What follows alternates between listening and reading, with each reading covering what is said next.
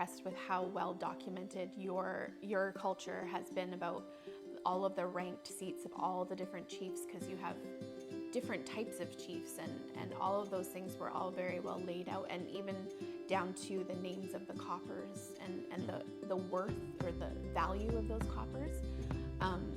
That there's actual documentation of that, because in Haida territory, like, there hasn't been any record of those types of things.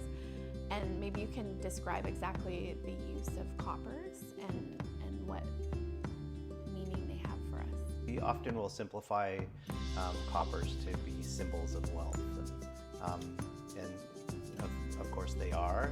A copper is a kind of a 2 to sometimes 4 foot tall piece of copper in a particular shape that was originated up in the northern tribes.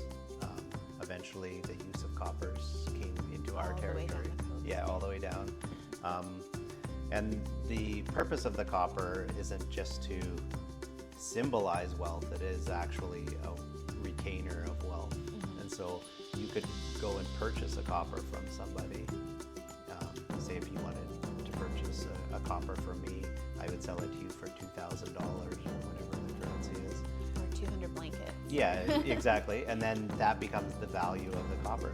And because everything was done publicly, these things become public record, and that's the way that the value of that particular copper is established, is through the purchasing of it. And so if this copper is now worth $2,000, you could hold it and you could use it in your ceremonies, and it's like you're backing up your ceremonies with something that has value, and it has real world value. It's not just kind of imaginary.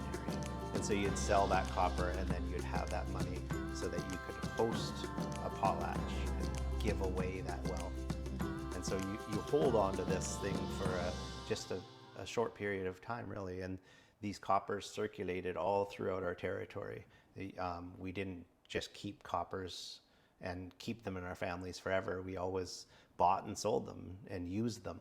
Another way that Kwakwaka'wakw people would use coppers is as a way of defending your rights and prerogatives.